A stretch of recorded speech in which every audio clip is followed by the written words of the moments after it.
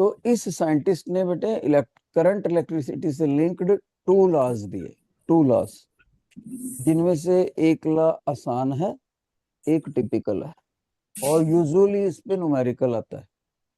देखो, इसका जो फर्स्ट लॉ है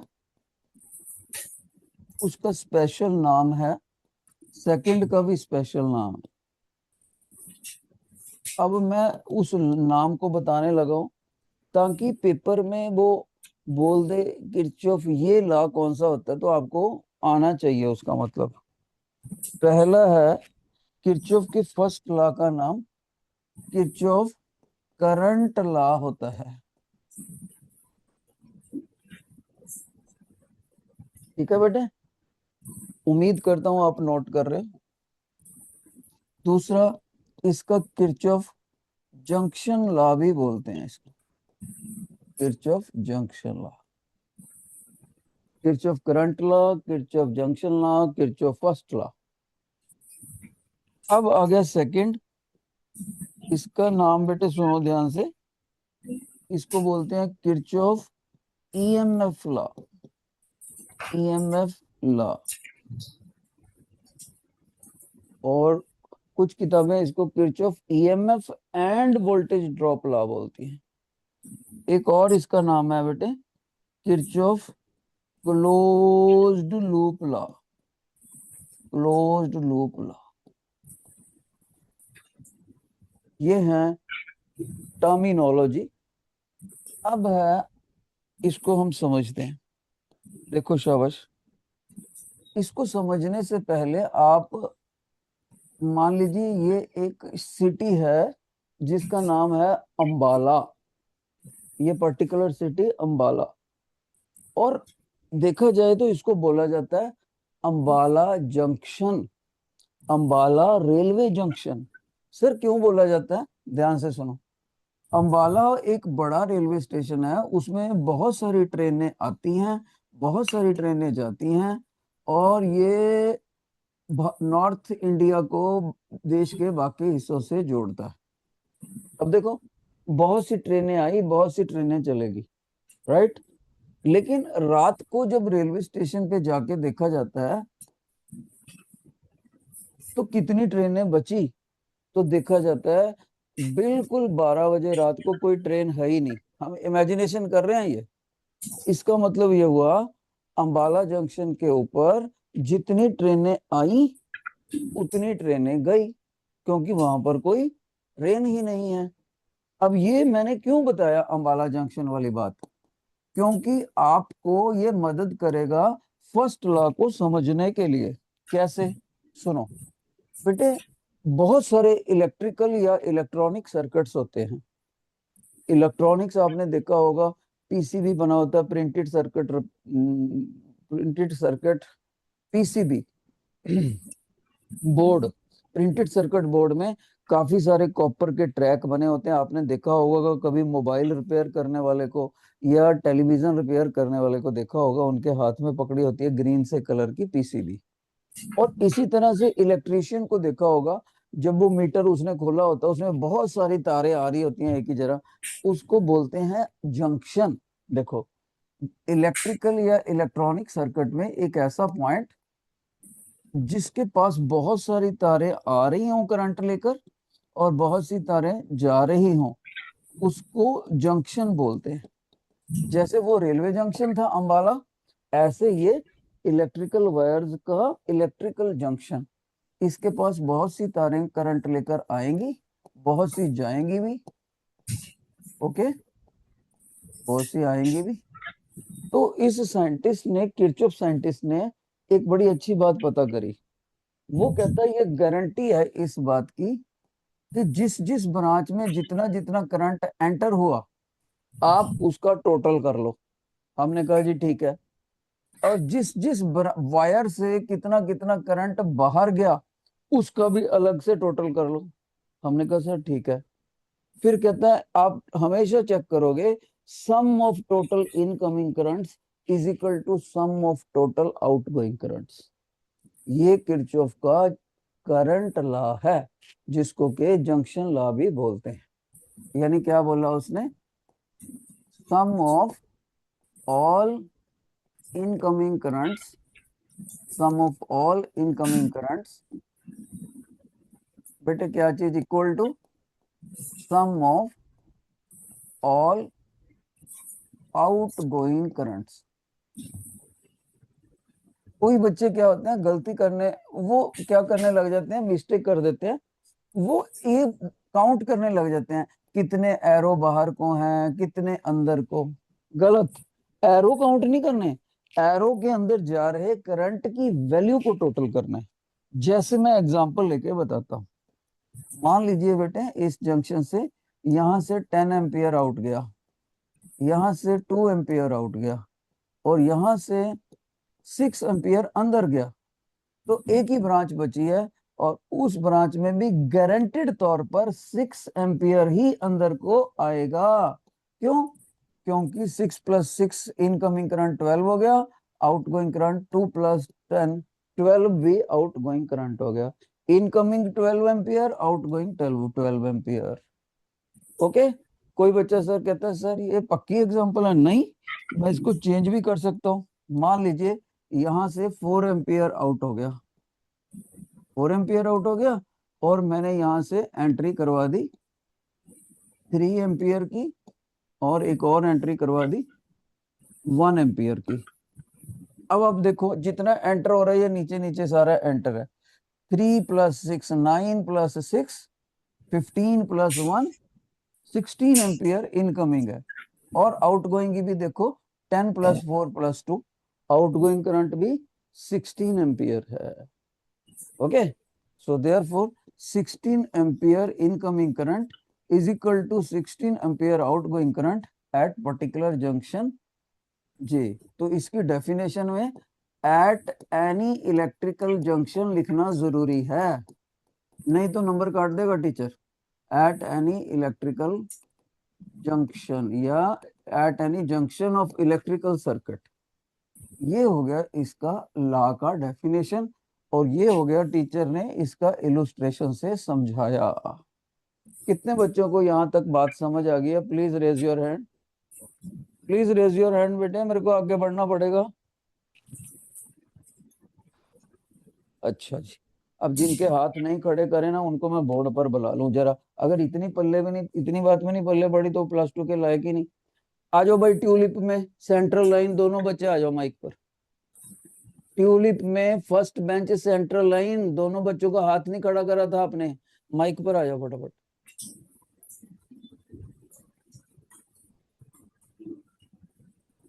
भाई जितना मर्जी टाइम वेस्ट कर लो, आना पड़ेगा आपको। अब आपने 1 बाय 1 मेरे को बताना है इसमें क्या नहीं समझ आया, तो मैं एक्सप्लेन करूं। माइक उठा लो, माइक ऑन कर लो, आ जाओ फटाफट। हाथ नहीं खड़ा किया ना, तो अगर हाथ नहीं खड़ा करा तो आई विल कंसिडर नहीं समझ आया।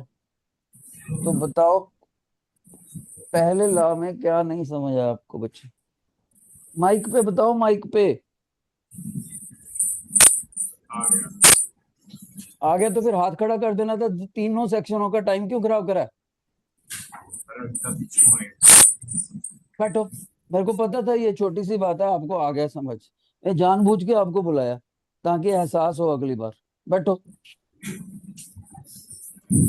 तो आगे से जो बच्चे को समझ आ गया और वो हाथ खड़ा करने में सुस्ती नहीं करेगा, सुस्ती करेगा, वो परमानेंटली खड़ा रहेगा क्लास में।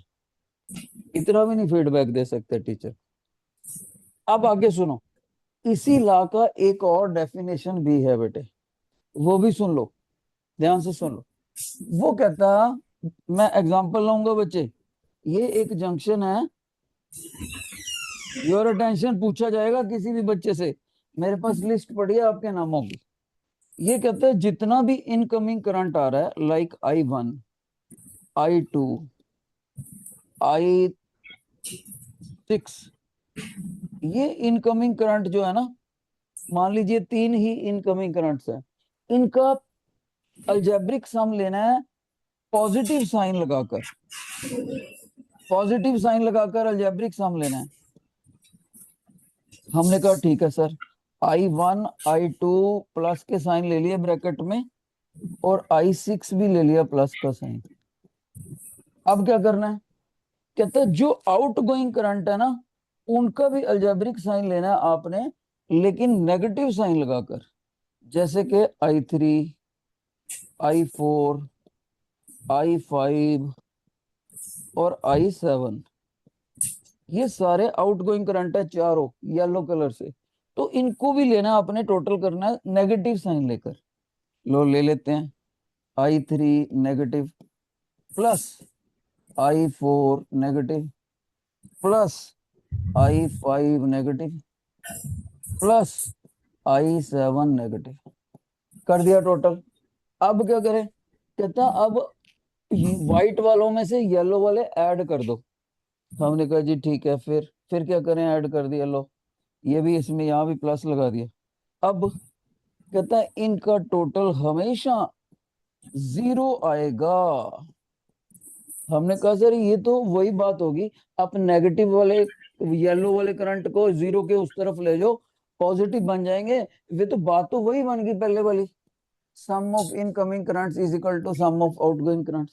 कहता है यस, ये अपना भारत की किताबों में ऐसे डिफाइन करते हैं, इंटरनेशनल बुक्स ऐसे डिफाइन करती है। तो दोनों डेफिनेशंस चलती हैं, इसलिए आपने सही है, दोनों सही हैं। ओके, फिर से सुनो। The algebraic sum of all currents at a particular junction such that incoming currents are taken with the positive sign and outgoing currents are taken with the negative sign comes out to be 0। जिन बच्चों को ये law भी समझ आ गया, please raise your hand. शाबाश, beautiful, बहुत अच्छा रिस्पॉन्स है इस पर। अब ये बात ना देखने में जितनी आसान लगती है, जब क्वेश्चन आते हैं तो इतनी आसान होती नहीं।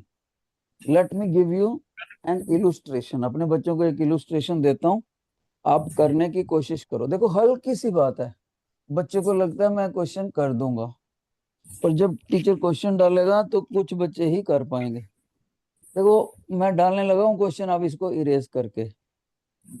शाबाश, हल्का सा क्वेश्चन है, लेट्स सी कौन कर पाता है। सभी बच्चे ये फिगर बनाओ।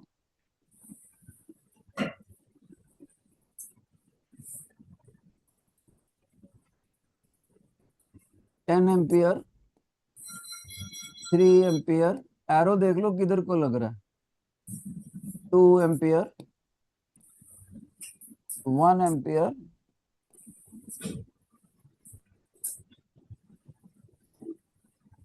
6 एम्पियर, 2 एम्पियर।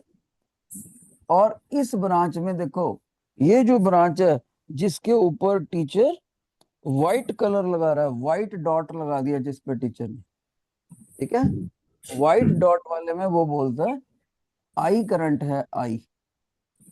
और आपसे पूछता है what is I value and what is its direction.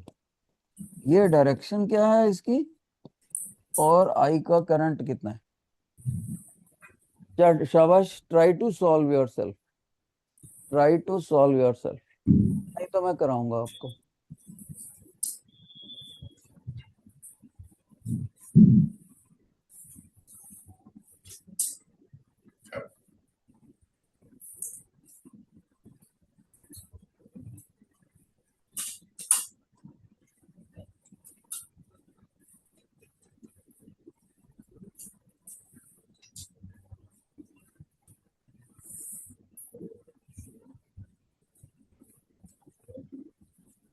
कोई है बच्चे जो कॉन्फिडेंटली आंसर बोल सके।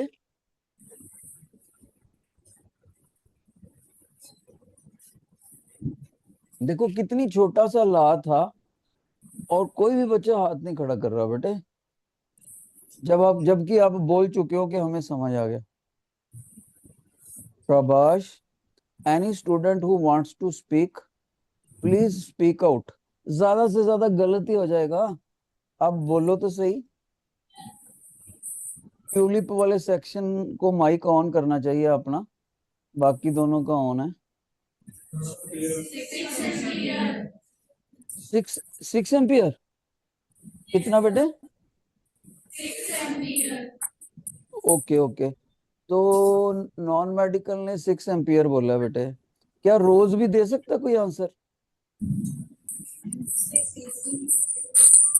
रोज के बच्चे भी एक दो बच्चे लेस कॉन्फिडेंटली बोल रहे हैं 6 एम्पियर। ट्यूलिप का बच्चा कोई दे सकता है जवाब?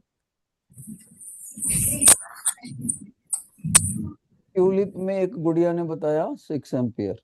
अब हम इसको करके देखते हैं कि वाकई, फिर भी देखो आपने डायरेक्शन फिर भी नहीं बताई, इनकमिंग है कि आउट गोइंग है। और अभी तो मैंने 6 एम्पियर भी चेक करना है कि ये सही है या गलत। योर अटेंशन, ध्यान से देखो बेटे, टीचर क्या करता है यहाँ पर। देखो बेटे, मैं येलो कलर से सॉल्व कर रहा हूँ। मैं इसको जंक्शन नंबर J1 मान लेता हूँ, J1। ओके, तो जंक्शन नंबर J1 में टोटल इनकमिंग करंट कितना है? बच्चा कहेगा सर ये देखो 2 और 10 आपका इनकमिंग है, तो आंसर बना at J1 total incoming current 10 + 2। Okay, outgoing current कितना हुआ? सर ये तो आउटगोइंग तो आपका सिर्फ 3 एम्पियर ही है, लेकिन ये तो बराबर होने चाहिए। तो इसका मतलब है हम यहाँ पर एक करंट, देखो आउटगोइंग कम है ना, इनकमिंग कितना हो गया 12, आउटगोइंग 3 कह रहा है। इसका मतलब यहाँ से एक करंट उधर को जाएगा, let's call it I dash, और वो आई डैश आउट गोइंग लेना पड़ेगा J1 से, J1 से आउट गोइंग लेना पड़ेगा आई डैश को। तो यहां से आप सॉल्व करके आई डैश को आसानी से निकाल सकते हो, 12 - 3 = 9 एम्पियर। ओके, जब इतनी बात होगी, अब हम चलेंगे एट जंक्शन टू J2। अब यहाँ एक खास बात है बेटे, ये जो हमने I dash 9 ampere J1 junction के लिए आउट गोइंग रखा, वो J2 जंक्शन के लिए तो इनकमिंग हो गया कि नहीं? देखो बेटे, J2 की तरफ जा रहा है वो कौन? I dash. तो आप कहोगे एट एट J2, ठीक है। आई डैश की वैल्यू कितनी लिख ली? 9 एम्पियर। तो इनकमिंग देखते हैं कौन कौन से, 9 एम्पियर इनकमिंग, और कौन सा बेटे? ये 1 एम्पियर भी इनकमिंग है, ये 2 एम्पियर भी इनकमिंग है। ओके, तो आउटगोइंग कितना है? ये 6 है, 6 एम्पियर आउटगोइंग। इसका मतलब ये जो उसने हमसे पूछा पेपर में, गारंटेड तौर पर ये भी आउटगोइंग होना चाहिए। सर कैसे? देखो भाई, इनकमिंग का ज्यादा हो गया टोटल, आउटगोइंग का कम है, तो बराबर होना चाहिए जंक्शन ला नहीं तो लगता नहीं। तो पहली बात तो आपको बोलना चाहिए था सर आपका पूछा हुआ करंट आउट गोइंग है। फिर आप इसको निकालना ही चाहते हो, तो आप यहाँ पर आई लगा दो। उसके बाद बच्चा बोलेगा सर 12 एम्पियर इधर आ गया, 6 को आप माइनर इधर लेकर आओगे, तो आपका आई आया। बहुत अच्छे, I comes out to be 6 ampere. जिन बच्चों को ये अल्ट्रा क्लियर हो गया, प्लीज रेज योर हैंड। शाबाश, वेरी नाइस। अब इस तरह से आप क्वेश्चन सॉल्व कर सकते हो। एक और बात, जब भी इसका क्वेश्चन आएगा पेपर में किरचॉफ करंट लॉ पे, दो दो नंबर का आ सकता है। और मैं आपको इसका एक मेथड और भी बता दूं जरा सॉल्व करने का। वो क्या है, ध्यान से सुनना, मैं सिर्फ वर्बली बताऊंगा, करके नहीं दिखाऊंगा। बेटे आप देखो, जंक्शन एक J1 है, एक जंक्शन J2 है, राइट। ऐसे तो कोई इधर भी लगा हो सकता था जंक्शन J3, इधर उसकी ब्रांचें ब्रूंचे भी हो सकती थी, राइट। आपने जब 3 जंक्शन हो जाते हैं ना, बच्चा पजल हो जाता है अब क्या करूं। आपने करना क्या है, बहुत इंपॉर्टेंट बात कर रहा हूं, और फिर भी बच्चे मेरी सुन नहीं रहे, ट्यूलिप के बच्चे पहले बेंचों पे बैठे हुए। आपने करना क्या, आपने ये देख लेना है कि कौन कौन से जंक्शन सिंपल वायर से जुड़े हुए हैं आपस। आप देखते हो कि J1 J2 J3 तीनों जंक्शन सिंपल वायर से जुड़े हुए हैं। पेपर में आपने क्या करना है, इस जंक्शन को J1 और J2 और J3 को, तीनों को कॉमन जंक्शन बना लेना है। यानी एक के ऊपर एक रख के, एक के ऊपर एक रख के, ये बीच की पिंक तारे जो हैं इनको निकाल देना है। बाकी जितनी भी वायर्स लगी हुई हैं, वो सारी वायर्स को यहाँ उनकी वैल्यू पुट कर देनी। फिर से सुन लो, when Junctions are interconnected by simple wires, no matter whether they are 2 junctions or 3 junctions or 5 junctions or 10 junctions. In order to simply solve the question with simplicity, you need to make them a single common junction और question solve हो जाएगा। Okay, और चलो ऐसे करते हैं, मैं आपको एक इलस्ट्रेशन करा ही देता हूँ। ये व्हाइट वाला जो मैंने एक्स्ट्रा जंक्शन बनाया ये मैंने इरेज कर दिया। अब मैंने क्या करा, 2 जंक्शन का क्वेश्चन सॉल्व करा रहा हूँ। एक J1 है, एक J2 है, और मेरे से क्या पूछा हुआ है, आई। आप कहोगे सर J1 और J2 को ना पिंक कलर वाली लाइन से आपने जोड़ रखा है, इनको कॉमन कर दो। ये देखो बेटे बेटे, मैंने J1 रख दिया पहले, J1 से सारे करंट दिखा दो, 3 आउट, 2 आउट, 10 इन, 3 आउट, 2 आउट, 2 तो इन है, सॉरी, 3 आउट, 2 इन और 10 भी इन है। ये J हो गया, J1 हो गया बेटे। ओके, अब J2 को जब इसके ऊपर ही रख दिया, कॉमन ही जंक्शन हो गया, तो उसके भी दिखा दो सारे करंट, 1 इन, 2 इन, 6 आउट, 1 इन, 2 इन, 6 आउट, और एक वो ब्रांच जिस पे टीचर ने व्हाइट डॉट लगा रखा है, उस करंट को हमने निकालना, उसको आई लिख देते हैं, या डॉट। और अब बस इसको सॉल्व कर लो, एक कॉमन जंक्शन बन गया ना। कैसे बना दिया common junction? Because J1 and J2 are connected with simple copper wires and therefore they can be coincide with each other and can be made single junction.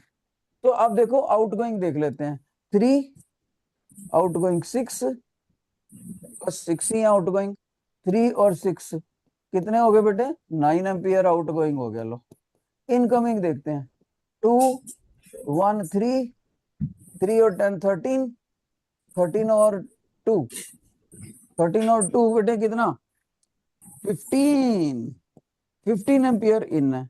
तो इन वाले ज्यादा हो गए, आउट वाले कम है, इसका मतलब ये करंट आउट ही होना चाहिए, इसका ब्रांच बाहर को, और इसको इधर लेके जाओगे तो I comes out to be 6 ampere. Same answer, same answer.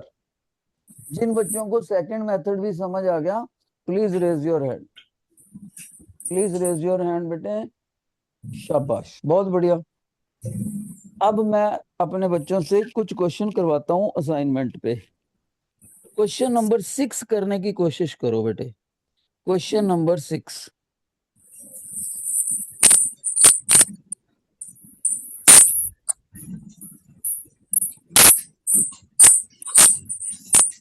करो सॉल्व सारे बच्चे, क्वेश्चन नंबर 6।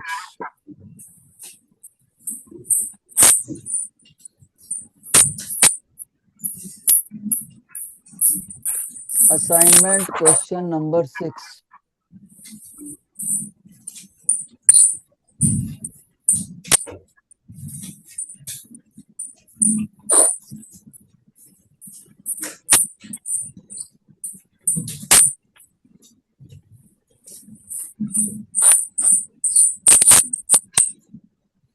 अगर किसी को 6 नंबर मुश्किल लगता है, वो क्वेश्चन नंबर 3 पे ट्राई मार सकता है।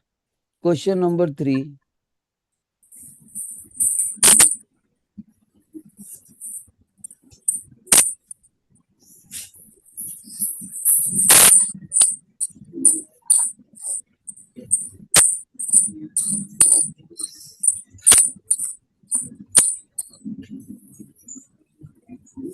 शाबाश बेटे। 6 और 3 में से दोनों नहीं कर पाते ना, फिर आपका पिकअप कुछ नहीं है, कोई तो करना ही चाहिए आपको। कोई ऐसा बच्चा है जो 3 का आंसर देना चाहे?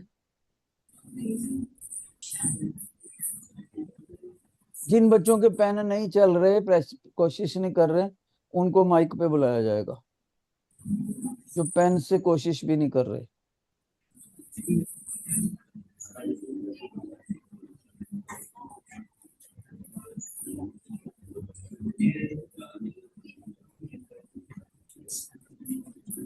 बेटे मैं ये एक्सपेक्ट करता हूँ सारे बच्चों से होना चाहिए थर्ड क्वेश्चन तो एटलीस्ट।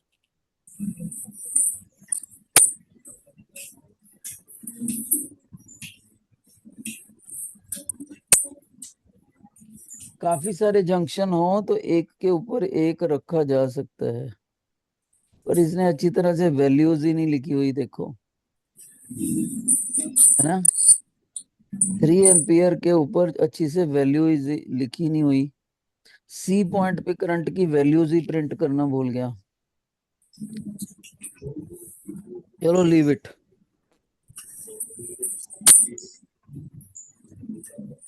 अब इसी तरह से जो किसी ने सिक्स्थ सिक्स्थ करा है बेटे, सिक्स्थ कौन सा ऑप्शन है? Raise your fingers accordingly. Non medical का आंसर पता लग गया, शाबाश। आपका मैच करता है, ट्यूलिप से मैच कर गया आपका आंसर, बिल्कुल ठीक है। और बेटे रोज से भी मैच कर गया, वेरी गुड। सो मेरे को करवाने की जरूरत नहीं है, तीनों सेक्शंस यूनानिमसली कह रहे हैं सर सिक्स्थ क्वेश्चन का सी ऑप्शन है।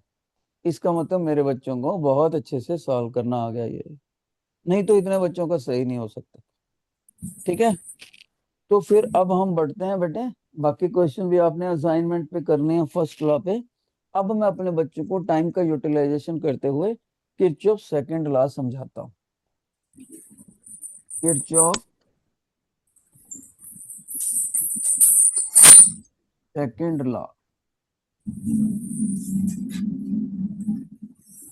और मेरे पास एक पूछते हैं, जरा जरा प्रेजेंस ऑफ माइंड चेक करते हैं बच्चों का। रोज सेक्शन में सबसे आगे एक स्पेक्स वाला बच्चा बैठा है, तो रोज में सेंट्रल लाइन में सेकंड लाइन में आ जाओ बेटे माइक पर। आपने सिर्फ मेरे को यह बताना है आकर कि किरचॉफ के सेकंड लॉ का नाम क्या था। माइक पे, माइक पे। What is the name of Kirchhoff second law? आवाज नहीं आ रही आपकी।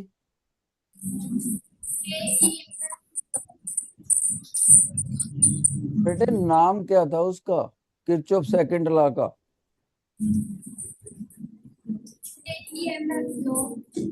हाँ, किरचॉफ ईएमएफ लॉ भी बोल देते हैं, किरचॉफ वोल्टेज लॉ भी बोल देते हैं, और ये भी बोल देते हैं Kirchhoff EMF end voltage drop law. और इसका एक नाम और भी था, कौन बताएगा? शाबाश, बैठो, शाबाश, जाओ, शाबाश।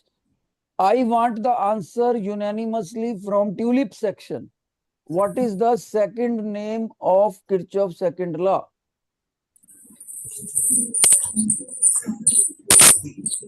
अरे टीचर सिर्फ नाम नाम बोल रहा है, पूछना है, वो भी उसने लिख दिया था। बोल दो भाई साहब, टाइम वेस्ट कर रहे हो तो ये पढ़ा मार्कर, ये पढ़ा। जब तक नाम नहीं बोलता ट्यूलिप सेक्शन आगे नहीं होगी पढ़ाई। ये लो मैं आ खड़ गया हूँ ऐसे, करते रहो टाइम वेस्ट। ट्यूलिप सेक्शन में से सेकंड लॉ का नाम बताना है आपने, किरचॉफ लॉ, वो भी माइक पर आकर।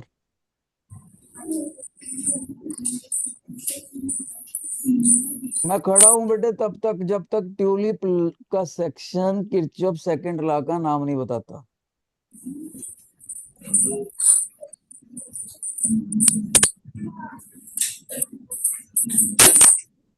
ठीक है, करते रहो। ये लो मैं खड़ा हूं बेटे, let's waste time together.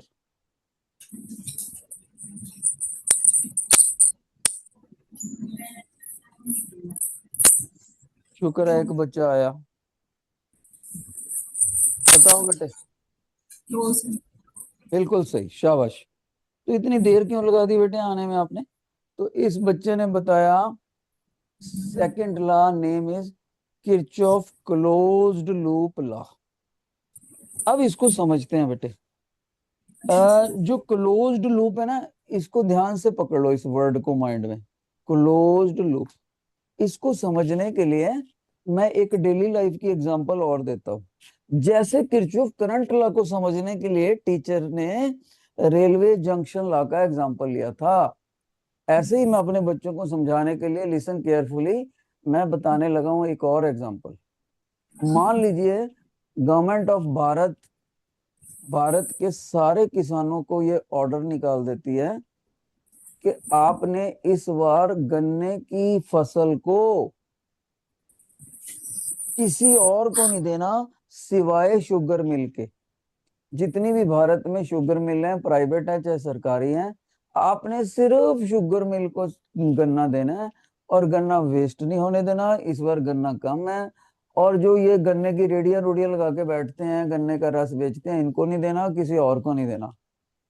Okay. तो ऐसी सिचुएशन में हम ये कह सकते हैं कि total production of sugarcane is equal to total consumption of sugar cane.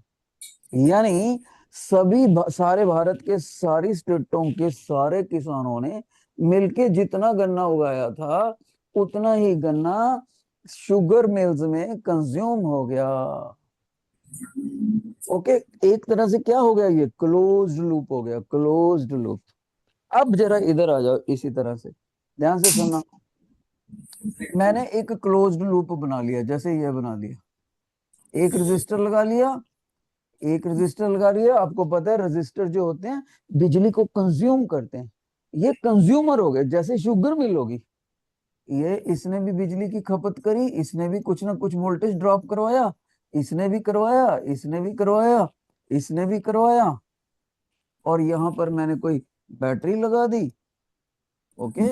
और फिर एक और रेजिस्टर लगा दिया, और मान देखा कि एक और बैटरी लगी हुई है, और एक और रेजिस्टर लगा हुआ है। अब एक ध्यान से सुनो, ये जो चीज है ना, ध्यान से सुना, ये क्या है, ईएमएफ सोर्स वोल्टेज को सप्लाई करता है। ये क्या है, EMF source, another EMF source, ये भी वोल्टेज को सप्लाई करता है।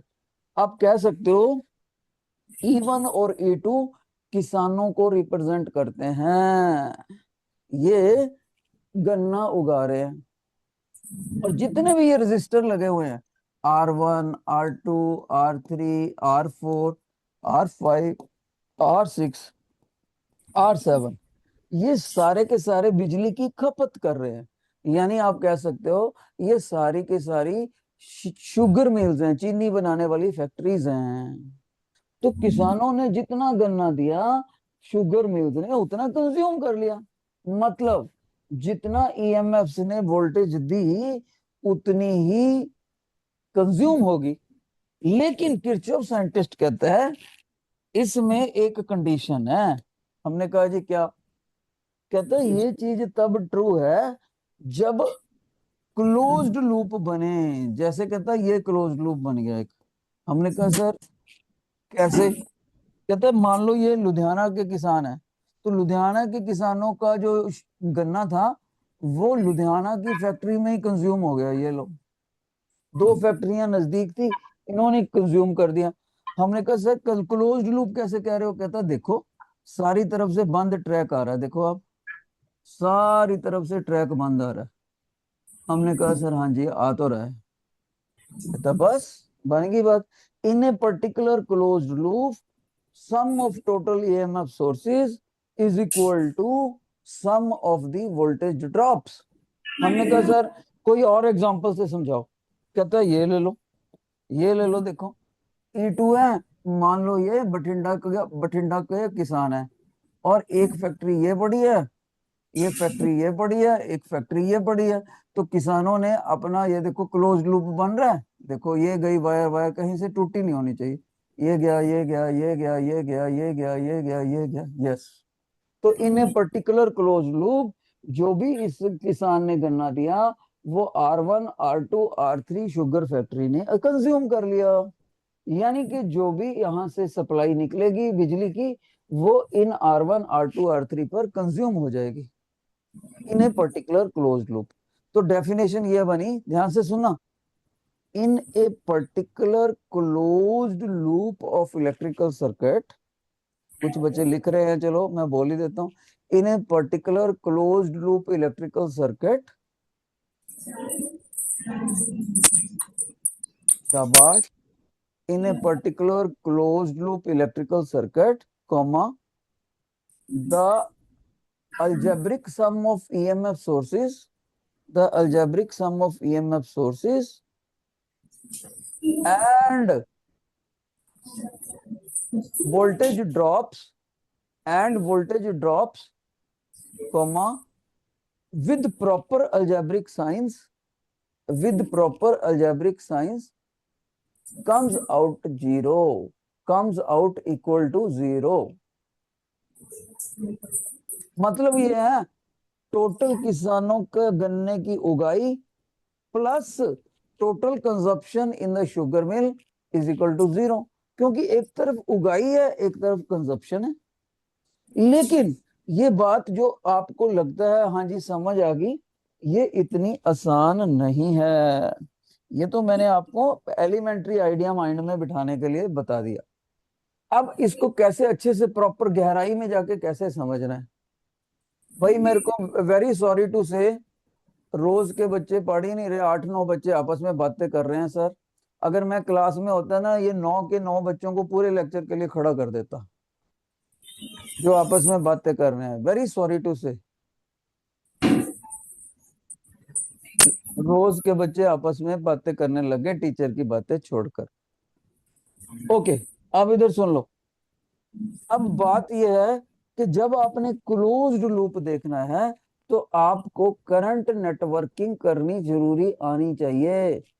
अब बच्चे कहेंगे सर ये क्या आ गया करंट नेटवर्किंग। Listen attentively. अगर मेरे पास एक सर्किट है, ध्यान से सुनना, उसकी अलग अलग ब्रांचेस हैं, ये सारी कोई ऊपर जा रही है करंट लेके, कोई नीचे जा रही है, ये करंट की ब्रांचेस हैं। ओके सर, अब हमने करंट नेटवर्किंग सीख ली। क्या सीख ली? Current networking. बच्चे कहते हैं सर आपने सिखाई तो है नहीं। अभी सिखाऊंगा, थोड़ी देर बाद सुन लो। मान लो मैंने आपको करंट नेटवर्किंग सिखा दी और आपने उसको करा, किसी ब्रांच में कितना करंट दिखाया, किसी में कितना दिखाया, लेकिन इसकी क्या गारंटी है कि करंट नेटवर्किंग जो आपने करी है वो सही है या गलत है? उसका एक ही मापदंड है, ध्यान से सुनना, उसका एक ही मापदंड है। जितने भी उस सर्किट के अंदर ईएमएफ सोर्सेज लगे होंगे, जैसे ये वोल्टेज सप्लाई करने वाला सेल लगा हुआ है, इसके पॉजिटिव टर्मिनल से जितना करंट निकलेगा, मान लीजिए आई, और एंट्री पे जितना करंट आएगा मान लीजिए आई डैश, ये दोनों करंट बराबर होंगे। और एक दूसरा ईएमएफ सोर्स उसी सर्किट में, मान लीजिए उसमें सर्किट ये है, वो सेकंड सेल है, उसमें से करंट गया I1 और एंटर करा आई आई नॉट, और जब इनकी वैल्यू देखी गई तो ये बराबर होने चाहिए। अगर सारे जितने भी ईएमएफ सोर्सेज लगे हुए हैं सर्किट में, अगर सारे ईएमएफ सोर्सेज में ये बात सक्सेसफुली लागू होती है, क्या, कि ईएमएफ सोर्सेस के पॉजिटिव टर्मिनल से जितना करंट बाहर जा रहा है घूम फिर के उतना ही नेगेटिव में एंटर कर रहा है, तब आपकी करंट नेटवर्किंग सही है। और जब करंट नेटवर्किंग सही होगी तो ही आप किरचॉफ लॉ की डेफिनेशन को अप्लाई कर सकते हो, जो थोड़ी देर पहले बोली थी मैंने। अगर आपका करंट नेटवर्किंग सही नहीं आया तो आप कर ही नहीं सकते, किरचॉफ लॉ लगा ही नहीं सकते। अब बच्चा कहता है सर हम ये चेक तो कर लेंगे कि ये इसके बराबर है कि नहीं, ये इसके बराबर है कि नहीं, पर हमें करंट नेटवर्किंग तो सिखाओ, आप कैसे करनी है। टीचर उसके लिए बोलता है okay, let's learn how to do current networking by taking an example. तो मैं आप इसको एग्जांपल से समझाते हैं। शाबाश। अभी तक टीचर ने क्या बोला? करंट नेटवर्किंग तभी सही होती है अगर ईएमएफ सोर्सेज में से जितना करंट बाहर जाए उतना ही नेगेटिव टर्मिनल पर एंटर आए, और ऐसा हर ईएमएफ सोर्सेज के लिए जरूरी है। ओके, अगर नेटवर्किंग सही नहीं आती तो आप किरचॉफ सेकंड लॉ को लागू नहीं कर सकते, और जिसके ऊपर 5 मार्क्स का न्यूमेरिकल भी आ सकता है, 5 मार्क्स का, 3 का भी आ सकता है। तो मैं एक एग्जांपल ले रहा हूं, ध्यान से सुनना सभी बच्चे। मान लीजिए मैंने एक ये सर्किट बनाया,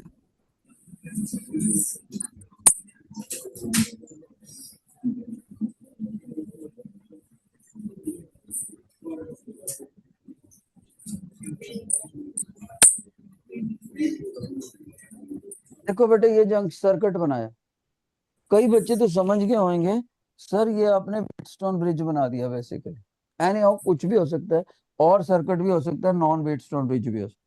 और मैंने यहां से ये बैटरी लगा दिया,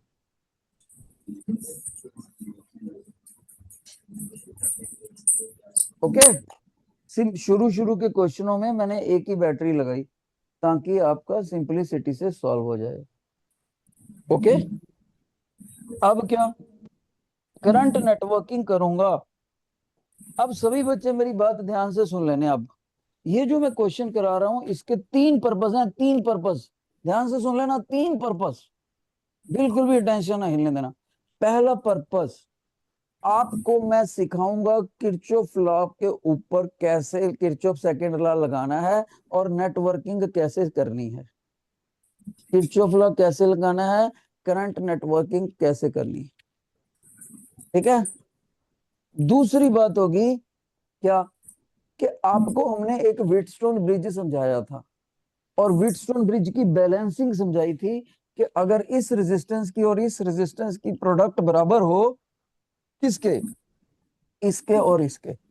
जैसे ये 5 ओम हो, ये 2 ओम हो, 5 और 2 10 ओम, और ये 10 ओम हो और ये अलग से 1 ओम हो, 10 और 1 अगेन 10 ओम। अगर बाउंड्री रेजिस्टर जो कि डायरेक्टली कनेक्टेड ना हो, उनकी प्रोडक्ट बराबर हो दो दो की, तो सेंट्रल रेजिस्टेंस को निकाल के फेंका जा सकता है। ऐसे केस में ब्रिज बैलेंस्ड होता है। कई टीचर इसको ऐसे कराते हैं, P/Q = R/S, तो सेंट्रल रेजिस्टर निकाल दो। मैंने उसी को बदल के बता दिया, इसको और इसको प्रोडक्ट कर दो, इसको और इसको प्रोडक्ट कर दो। अगर प्रोडक्ट दोनों बराबर आ गई तो सेंट्रल रेजिस्टेंस को बाहर निकाल के फेंका जा सकता है, ब्रिज इज बैलेंस्ड। अब कई बच्चों को लगता है सर ये बैलेंस हो गया, रजिस्टर को निकाल के फेंक दो, ये क्या बात बनी। तो टीचर क्या समझाता है उसको, इस रजिस्टर का पर्पस क्या है सेंट्रल वाले का।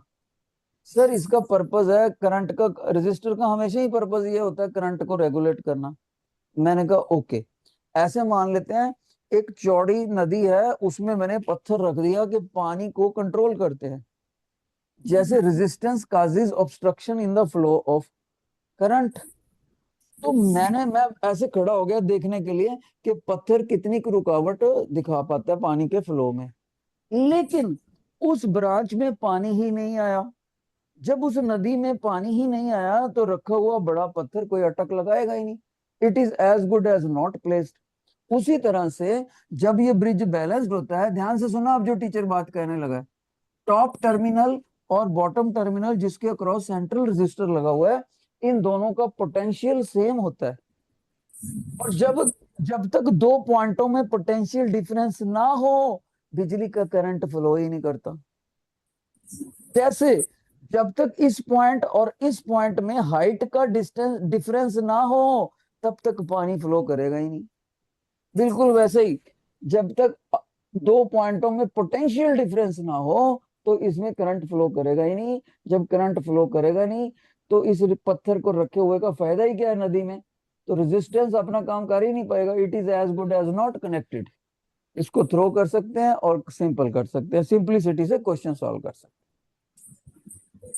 अब बच्चा कहता है सर आपको कैसे पता है कि इसकी और इसकी प्रोडक्ट जब बराबर हो इसके और इसके, तो इन दोनों पॉइंटों का पोटेंशियल बराबर होगा, ये आप कैसे कह सकते हो। मैंने कहा वेरी गुड। इसको तुम उल्टा भी तो बोल सकते हो, जब इन दोनों पॉइंटों का वोल्टेज सेम हो तो इसकी और इसकी प्रोडक्ट बराबर आएगी इसकी और इसकी प्रोडक्ट के। हाँ जी सर, चाहे ऐसे बोल दो। यानी टीचर इससे आपको सिखाएगा proof of Kirchhoff law, proof of Wheatstone bridge by Kirchhoff law, proof of Wheatstone bridge by Kirchhoff law. मैं रोज के टीचर से रिक्वेस्ट करूंगा कि बच्चों को आपस में बात ना किया करने दिया जाए। मैं इस क्लास से बिल्कुल खफा हूं और रिटर्न में ईमेल डालूंगा, रिटर्न में आज ये बच्चे मेरे को डिस्टर्ब कर रहे हैं, और अगर अगली बार डिस्टर्ब करा या मेरे बैठे हैं दूसरे teacher, I will out you the from the class. मेरे को 2 सेक्शन ही बहुत है पढ़ाने के लिए। उसके बाद चाहे लेक्चर मिले ना मिले, मैं और तरह का टीचर हूँ बेटे। अगर तरीके से पढ़ोगे तो पढ़ाऊंगा, नहीं तो तुम भी बाहर मैं भी बाहर, no need, I don't need the class. सुनो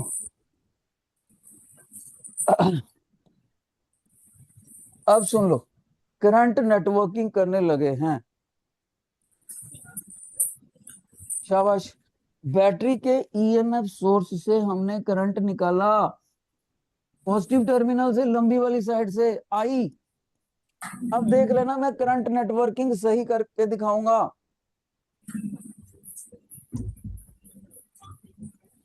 रोज स्टूडेंट में फर्स्ट गर्ल खड़ी हो जाए स्पेक्स वाली के साथ वाली, स्पेक्स के साथ वाली सेकंड गर्ल में खड़े हो जाओ बेटे, आप स्टैंड अप हो जाओ। माइक पर आके बताओ हंसने वाली क्या बात है। Why were you laughing? Why were you laughing and leaving the class? Why were you disturbing the teacher? Mic पे बताना है आपने। रोज स्टूडेंट्स माइक ऑन करो। टेल मी, ऐसी क्या खास बात थी जो आप पीछे मुड़ मुड़ के सभी को हंस के दिखा रहे थे? क्या बात थी? कोई लॉटरी का नंबर लगा क्या?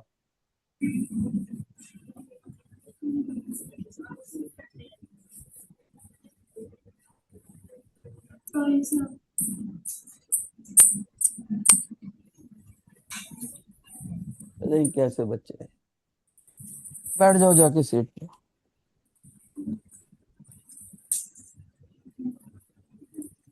तो आप सुन लो सारे बच्चे ध्यान से बेटे। I am sorry to the other students for the disturbance, लेकिन उसके लिए भी स्कूल ही रिस्पॉन्सिबल है बेटे। ये पॉजिटिव टर्मिनल से ऐसे करंट आया, यहां पर पहुंचा बेटे। कितना करंट पहुंचा? आई। आई करंट इस जगह पर पहुंचा, और ये क्या है ध्यान से सुनो, जंक्शन है, जंक्शन।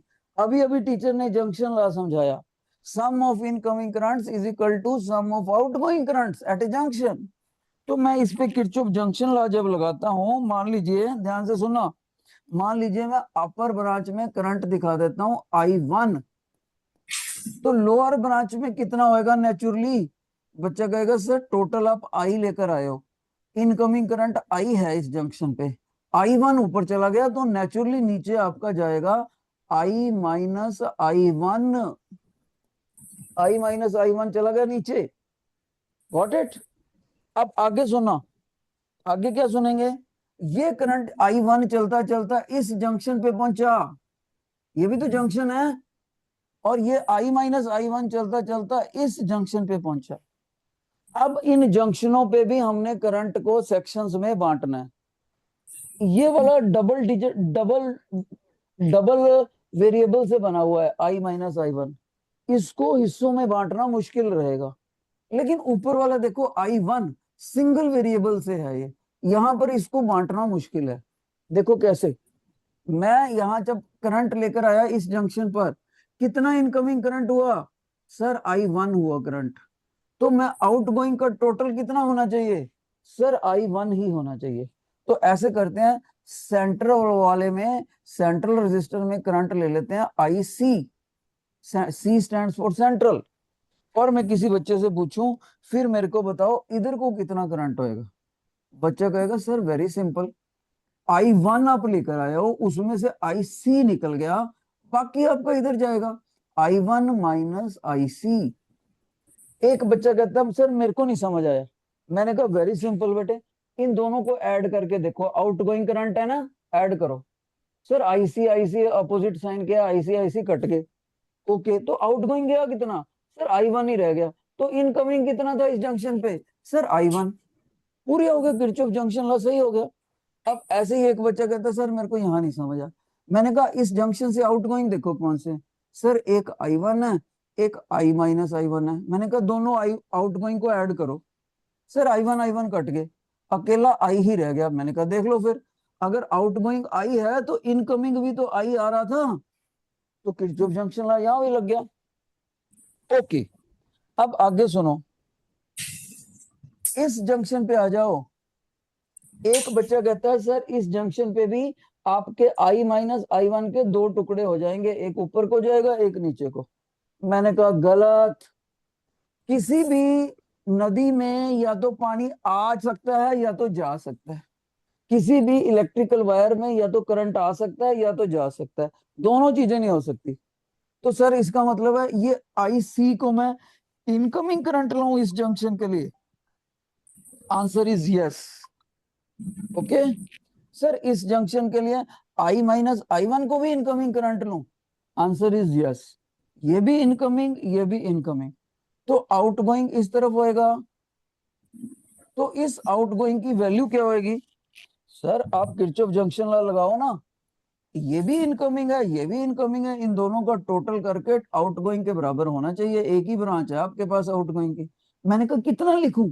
बच्चा कहता है सर आईसी तो आप इधर से ही ले लो, और ये जो आ रहा है ना इधर से I-I1, वो भी आप ऐड कर दो। I-I1, देखो दोनों करंट्स का टोटल कर दिया। इधर से I-I1, उधर से आईसी, दोनों यहाँ जुड़े और इधर को चले गए। ये एक और जंक्शन आ गया, ध्यान से सुनो।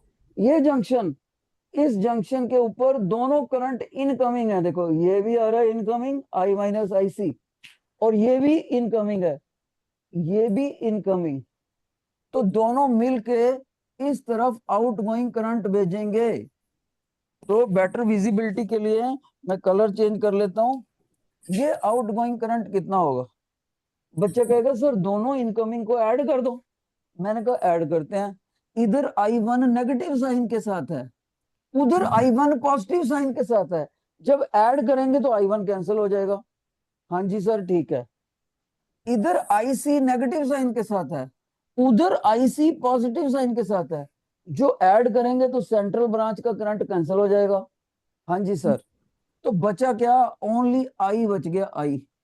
तो जब इन दोनों को ऐड करा, सिंपल अलजेब्रा करके देखा कि यहां से अपोजिट साइन होने से कुछ वेरिएबल्स कट गए, और यहां से जो बाहर आया करंट वो सिर्फ I आया। अब देखो ये I कहाँ जा रहा है? जा रहा है, जा रहा है, जा रहा है, जा रहा है। कहां पर जा रहा है? बैटरी के नेगेटिव टर्मिनल पर जा रहा है। कितना करंट हुआ बैटरी के नेगेटिव टर्मिनल पर? एंटर। सर I निकला कितना था? सर I ही निकला था। बस बन गई बात। टीचर ने क्या बोला था? करंट नेटवर्किंग तभी सही होती है जब बैटरी के पॉजिटिव टर्मिनल से निकलने वाला करंट, जो कि टीचर ने व्हाइट कलर से लिखा है, बैटरी के नेगेटिव टर्मिनल पर एंटर करने वाले करंट के बराबर हो, जो कि टीचर ने ब्राउन कलर से लिखा है।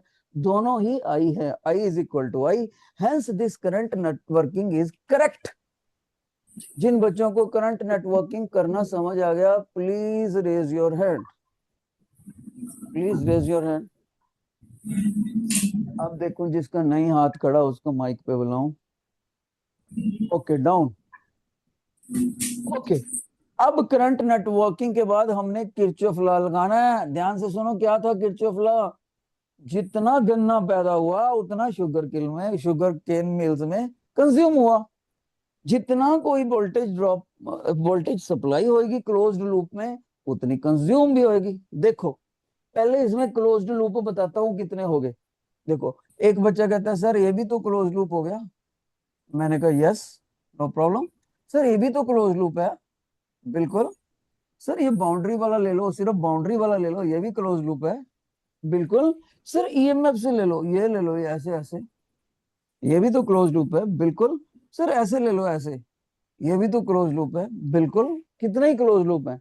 एक बच्चा कहता है सर ऐसे ले लो, ये गए बैटरी से ऐसे ऊपर, ये सेंट्रल रजिस्टर से आए, ये इधर को चले गए, ये इधर को, देखो कहीं भी वायर टूटी नहीं हुई, ये भी तो क्लोज लूप है। बिल्कुल। बहुत सारे क्लोज लूप हो सकते हैं। तो सर हमने कौन सा क्लोज्ड लूप लेना है? टीचर का जवाब, तुम्हारी मर्जी, जो मर्जी ले लो क्लोज्ड लूप। लेकिन सर कितने क्लोज्ड लूप लेने हैं? मैंने कहा इसमें करंट वेरिएबल काउंट करो कितने हैं। सर क्या मतलब? मैंने कहा करंट वेरिएबल एक तो I है, एक I1 है, एक IC है, तीन करंट वेरिएबल है। हाँ जी सर समझ आ गया। तो कम से कम तीन क्लोज्ड लूप लेने जरूरी हैं, कम से कम तीन क्लोज्ड लूप। सर चार भी लेने पड़ सकते हैं किसी क्वेश्चन में, पढ़ सकते हैं। कैसे?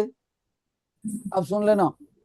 कभी कभी एक क्लोज्ड लूप के ऊपर किरचॉफ लॉ लगाओ, उससे जो इक्वेशन बनेगी वही इक्वेशन दूसरे क्लोज्ड लूप से भी आ जाती है, सेम इक्वेशन आ जाती है।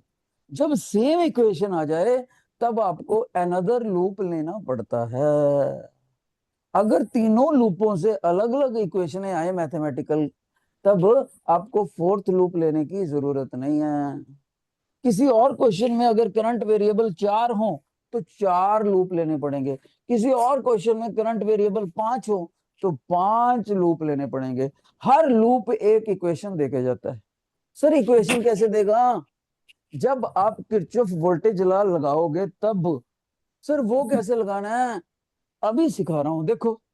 अब टीचर किरचॉफ वोल्टेज लॉ लगाना सिखा रहा है, ध्यान से सुनना। अब किरचॉफ वोल्टेज लॉ लगाना सिखा रहा हूं।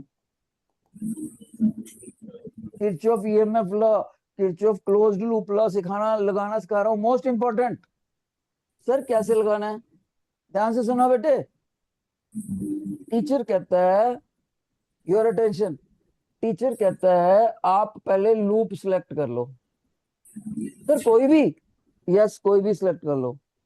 बच्चा कहता है सर मैं ये वाला लूप सिलेक्ट करता हूँ, ये वाली ट्रायंगल सी, ये वाली ट्रायंगल सी सिलेक्ट करता हूँ, ये वाली, ध्यान से सुन लो।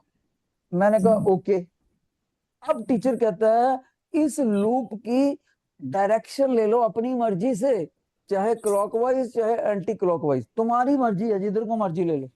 एक बच्चा कहता है सर मैं तो इसकी डायरेक्शन ऐसे लूंगा, एंटी क्लॉकवाइज।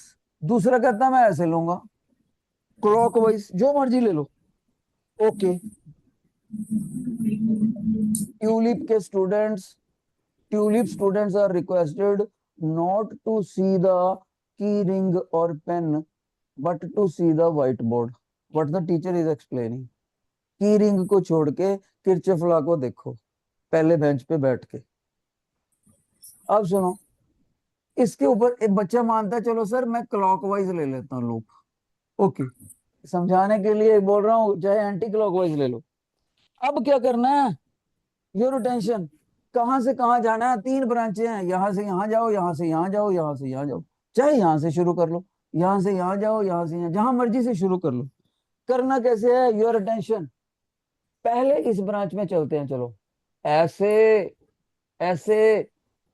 बेटे यहाँ पर एक रेजिस्टर लगा है और ये करंट है, ओहम्स लॉ लगाओ। इस रेजिस्टर ने करंट को, वोल्टेज ड्रॉप को ज्यूम करी, कैसे है, ओहम्स लॉ से।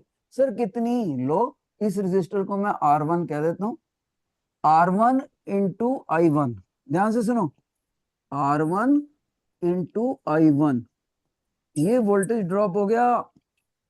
इसके आगे प्लस या माइनस साइन कौन सा लगेगा मैं सिखाऊंगा अभी। ओके, अब इधर आ जाओ, सेंट्रल वायर में, सेंट्रल में, सेंटर वाले को रेजिस्टेंस को मैं RC कह देता हूं, चलो रेजिस्टेंस इनटू करंट, दोनों को मल्टीप्लाई कर दो, वोल्टेज ड्रॉप कितना आ गया ओम्स लॉ से। Sir V is equal to IR वाला फार्मूला लगा रहे हो आप तो, यस, RC IC लगा दिया। ओके, RC और IC लगा दिया बच्चे मैंने। इसका अलजेब्रिक साइन सिखाऊंगा, अभी प्लस लगाना है कि माइनस ब्रैकेट में, आगे। अब इधर को आ जाओ, सर इस ब्रांच को आपने कितना बोला, मैंने कहा लो बेटे इसको R1 कह देते हैं, लो इसको R2 कह देते हैं, इसको R3 कह देते हैं, इसको R4 कह देते हैं। तो इसमें वोल्टेज ड्रॉप कितना है? सर ये तो आपका हो गया रेजिस्टेंस R4। सर करंट है I माइनस I1, मल्टीप्लाई कर दो सर, I माइनस I1। अब सर इसको आप ब्रैकेट बंद करके मेन ब्रैकेट भी बंद कर दो, क्योंकि अलजेब्रिक साइन लगाना सिखाना है अभी, ध्यान से सुनना। अब ये क्लोज्ड लूप में जितने भी वोल्टेज ड्रॉप हो गए हैं, इन सभी के टोटल को जीरो करना है किरचॉफ करंट लॉ के मुताबिक। लेकिन इंपॉर्टेंट बात, इन सभी के यहाँ पर, यहाँ पर, यहाँ पर प्रॉपर अलजेब्रिक साइन लगाना अभी मैंने आपको सिखाना है। देखो, ओम्स लॉ यहाँ लगाया, ओम्स यहाँ लगाया, ओम्स यहाँ लगाया, दोनों का टोटल जीरो करा, लेकिन अलजेब्रिक साइन लगाना सीख लो अब। कैसे? हमने कौन सी लूप की डायरेक्शन ली थी? सर हमने ले ली थी क्लॉकवाइज। ओके, इसका मतलब हम यहां से यहां जा रहे हैं। अब टीचर कहता है करंट का क्या नियम होता है फ्लो करने का? सर करंट ना हमेशा हायर पोटेंशियल से लोअर पोटेंशियल की तरफ जाता है करंट, ये नियम है इसका सर, किसी भी ब्रांच में, जैसे पानी ज्यादा हाइट से कम हाइट की तरफ जाता है। ओके, अब टीचर कहता है बताओ फिर, ये येलो वाला पॉइंट हायर पोटेंशियल पर है कि व्हाइट वाला? सर येलो हायर पोटेंशियल पर है, क्यों? सर करंट की डायरेक्शन आपने ऊपर को रखी है। बिल्कुल। इसका मतलब करंट हायर पोटेंशियल से लोअर की तरफ जा रहा है। इसका मतलब इधर नेगेटिव इधर पॉजिटिव। तो आप कौन से टर्मिनल से बाहर आ रहे हो?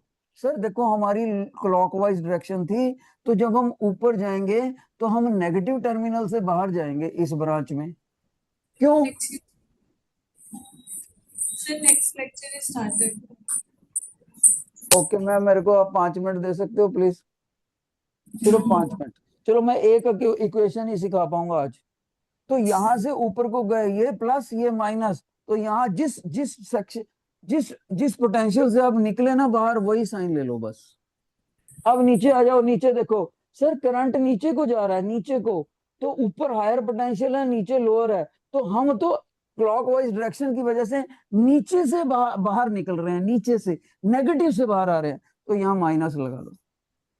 अब इधर देखो, यहां से हम ऊपर जाएंगे, क्यों? डायरेक्शन हमारी क्लॉकवाइज है, ऊपर जाएंगे, लेकिन करंट नीचे को आ रहा है। तो ये करंट नीचे को आ रहा है, तो ये हायर पोटेंशियल है प्लस, और ये माइनस है लोअर। लेकिन हमारे लूप की डायरेक्शन क्या है? हम तो सर ऊपर जा रहे हैं, ऊपर जा रहे हैं, देखो एंटी क्लॉकवाइज ऊपर जा रहे हैं, तो हम पॉजिटिव टर्मिनल से बाहर आ रहे हैं। तो यहां पर प्लस लगाना, जहां से हम आउटर जाएं वो साइन लगाना। अब ये आपकी पहली क्वेश्चन बन गई। असली क्वेश्चन में इसका डाटा दिया होगा 5 ओम, 3 ओम, 2 ओम, वट, वो आपने पुट करना है। अगली क्वेश्चन नेक्स्ट टाइम करेंगे। जिन बच्चों को ये इक्वेशन बनानी समझ आ गई है, please raise your hand, please raise your hand. शाबाश। ऐसी 3 इक्वेशन बनानी है, बाकी हम नेक्स्ट टाइम करेंगे किरचॉफ सेकंड लॉ।